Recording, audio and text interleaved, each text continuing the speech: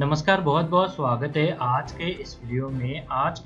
में EPS 95 pension धारकों को हायर पेंशन के भुगतान के संदर्भ में ईपीएफओ और केंद्र की तरफ से एक बड़ा अपडेट निकल कर आया है। तो उसी अपडेट के बारे में अभी मैं आपको इस वीडियो में जानकारी देने वाला हूँ। तो जो है ईपीएफओ के जो हायर पेंशन देने वाले पेंशन धारक है और जो हायर पेंशन की आस लगाए हुए पेंशन धारक है, तो उनके लिए ईपीएफओ और केंद्र सरकार का कहना है कि उच्च वेतन पर उच्च पेंशन भुगतान करना संभव नहीं है। तो ऐसे में यहाँ पर ये जो अपडेट ईपीएफओ की तरफ से निकल कर आया है, तो उसी अपडेट के बारे में अभी मैं आपको इस वीडियो में जानकारी देने वाला हूँ। तो आप इस वीडियो के साथ अंत तक बने रहिए, वीडियो को बिल्कुल भी स्किप ना कीजिए, ताकि ये जो इम्पोर्टेंट अपडेट ईपीएफओ की तरफ से ईपीएस 95 पेंशन धारकों की हायर पेंशन के संदर्भ में निकल कर आया है, तो इसके बारे में आपको पूरी जानकारी मिल सके। और इसी तरह के अपडेट जानने के लिए अगर आपने चैनल को अभी तक सब्सक्राइब नहीं किया है, तो वीडियो के नीचे जो रेड कलर का बटन है उसे प्रेस करके आप चैनल को सब्सक्राइब करके रख लीजिए, और उसके बाद जो बेल का बटन आएगा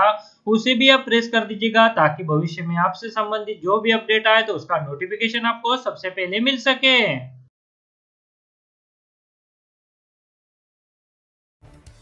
तो चलिए दोस्तों, ईपीएस 95 पेंशन धारकों को हायर पेंशन के भुगतान के संदर्भ में ईपीएफओ और केंद्र का जो कहना है, तो उसके बारे में अभी हम इस वीडियो में जानकारी लेने वाले हैं। तो जो ईपीएफओ और केंद्र का कहना है कि उच्च वेतन पर उच्च पेंशन का भुगतान करना संभव नहीं है। कर्मचारी भविष्य निधि संगठन और श्रम मंत्रालय ने कहा है कि ईपीएस 95 पेंशन का भुगतान उच्च वेतन के अनुपात में नहीं किया जा सकता, क्योंकि यह बड़ा वित्तीय बोझ पैदा करेगा। केंद्र सरकार इसे सुप्रीम कोर्ट को सूचित करेगी, जो पीएफ पेंशन पर एक मामले की सुनवाई कर रही है। ईपीएफओ अधिकारियों ने श्रम के लिए संसदीय स्थायी समिति को यह जानकारी दी है। वित्तीय बोझ पैदा होगा तो इसे हल करना ईपीएफओ का मसला है। अगर ईपीएफओ उच्च वेतन पर ईपीएस 95 पेंशन में अंशदान लेता है, या इससे पहले जो कर्मचारी उच्च वेतन पर अंशदान कर चुके हैं उन्हें उच्च वेतन पर पेंशन भुगतान करने का आदेश माननीय उच्चतम न्यायालय द्वारा दिया जाना चाहिए, क्योंकि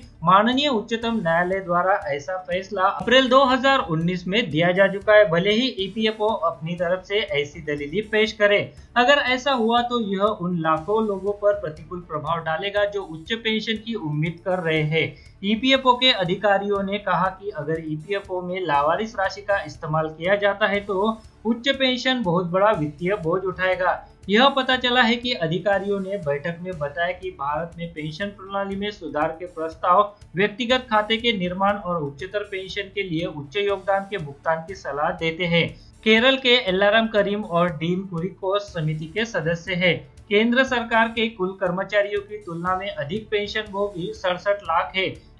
सुप्रीम कोर्ट ईपीएफओ द्वारा दायर की गई समीक्षा याचिका और केरल उच्च न्यायालय के फैसले के खिलाफ श्रम मंत्रालय की विशेष अनुमति याचिका पर विचार कर रहा है।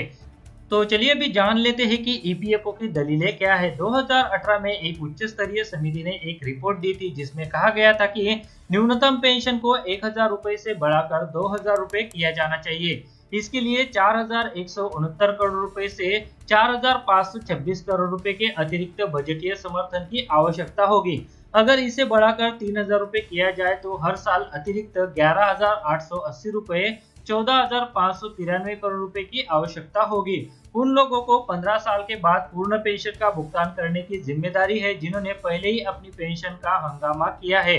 इस हेड के तहत इस साल जुलाई तक 191.45 करोड़ रुपए का भुगतान किया गया था। नई शामिल होने वालों के लिए व्यक्तिगत खाते बनाने और किए गए योगदान के अनुपात में पेंशन प्रदान करने के लिए एक नई योजना का प्रस्ताव है। तो जी दोस्तों, यहाँ पर ईपीएफओ द्वारा और केंद्र द्वारा कहा गया है कि अगर ईपीएस 95 पेंशन धारकों को हायर पेंशन का भुगतान किया जाता है, तो ऐसे में यहाँ पर ये एक बड़ा वित्तीय बोझ पैदा करेगा। तो जी दोस्तों, ईपीएफओ द्वारा अपनी जो दलीलें हैं तो वो सुप्रीम कोर्ट में पेश किए जाएंगे, ऐसा भी यहाँ पर जो है वो जो संसदीय समिति है तो उसे जो है वो बताया गया है। तो जी दोस्तों, भले ही ईपीएफओ द्वारा सुप्रीम कोर्ट में जो भी दलीलें पेश किए जाए तो इसके ऊपर सुप्रीम कोर्ट ने जैसे कि पहले फैसला दिया है कि ईपीएस 95 पेंशन धारकों को उनकी एक्चुअल सैलरी के बेसिस पर हायर पेंशन का भुगतान किया जाए। तो ये जो फैसला अप्रैल 2019 में सुप्रीम कोर्ट द्वारा केरला हाई कोर्ट के फैसले को बरकरार रखते हुए दिया गया था, तो उसी तरह का फैसला जो है वो एक बार फिर से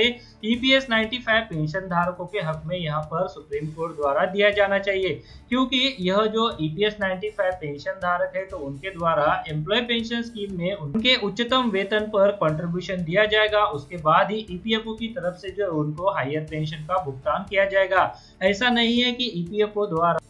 बिना उच्चतम वेतन पर अंशदान किए पेंशन का भुगतान किया जाएगा। पहले ईपीएफओ द्वारा ईपीएस 95 पेंशन स्कीम में जो भी उच्चतम वेतन पर राशि बनती है तो उसे जो है वो पेंशन धारक को बताया जाएगा कि वो पहले इतनी इतनी राशि जो है वो एम्प्लॉय पेंशन स्कीम में वो कंट्रीब्यूट करे, उसके बाद ही उनको जो है वो हायर पेंशन का भुगतान होगा। तो जी यहाँ पर ईपीएफओ द्वारा जो भी दलीलें पेश किए जाए पर सुप्रीम कोर्ट द्वारा जैसा कि पहले फैसला दिया गया है कि ईपीएस 95 पेंशन धारकों को उनकी एक्चुअल सैलरी के बेसिस पर हायर पेंशन का भुगतान किया जाए, तो इसी तरह का फैसला एक बार फिर से सुप्रीम कोर्ट को ईपीएस 95 पेंशन धारकों के हक में दिया जाना चाहिए। पर यहाँ पर ईपीएफओ द्वारा जो पुनर्विचार याचिका दाखिल की गई है और यूनियन ऑफ इंडिया द्वारा जो एसएलपी दाखिल की गई है तो इसके ऊपर अंतिम फैसला सुप्रीम कोर्ट में अभी आना बाकी है। जो भी फैसला आएगा तो इसके लिए सुप्रीम कोर्ट में इन केसेस के ऊपर सुनवाई होना बहुत ही जरूरी है, क्योंकि लॉकडाउन की वजह से इन केसेस के ऊपर जो है वो सुनवाई नहीं हो पाई है। इससे पहले जो सुनवाई हुई थी तो ईपीएफओ द्वारा कहा गया था कि ईपीएस 95 पेंशन धारकों को अगर हायर पेंशन का भुगतान किया जाता है तो इसके वजह से जो है वो यहाँ पर बहुत सारा वित्तीय बोझ पड़ने वाला है। ईपीएफओ की तरफ से कुछ आंकड़े भी यहाँ पर बताए गए थे, पर यहाँ पर अभी तक इन केसेस के ऊपर कोरोना की वजह से जो लॉकडाउन चल रहा है और मौजूदा जो स्थिति है तो उसकी वजह से ये जो केसेस है तो उनके ऊपर जो है वो सुनवाई नहीं हो पाई है। तो जी दोस्तों, ईपीएस 95 पेंशन धारक लंबे समय से आस लगाए बैठे हैं कि ईपीएस 95 पेंशन धारकों की हायर पेंशन से संबंधित ये जो याचिकाएं सुप्रीम कोर्ट में दाखिल है तो उनके ऊपर जो है वो जल्द से जल्द सुनवाई हो जाए, ताकि ईपीएस 95 पेंशन धारकों को उनके उच्चतम वेतन पर उच्चतम पेंशन भुगतान का रास्ता साफ हो जाए। तो जी दोस्तों, आज के इस वीडियो में ईपीएस 95 पेंशन धारकों की हायर पेंशन के संदर्भ में ये जो अपडेट था तो उसी अपडेट के बारे में अभी मैंने आपको इस वीडियो में जानकारी दी। वीडियो में दी गई जानकारी अच्छी लगे तो वीडियो को लाइक जरूर कीजिएगा, और अगर आपने चैनल को अभी तक सब्सक्राइब नहीं किया है तो वीडियो के नीचे जो रेड कलर का बटन है तो उसे प्रेस करके आप चैनल को सब्सक्राइब करके रख लीजिए, और उसके बाद एक बेल का बटन भी आएगा तो उसे भी आप प्रेस कर दीजिएगा, ताकि भविष्य में जो भी अपडेट आए तो उसका नोटिफिकेशन आपको सबसे पहले मिल सके।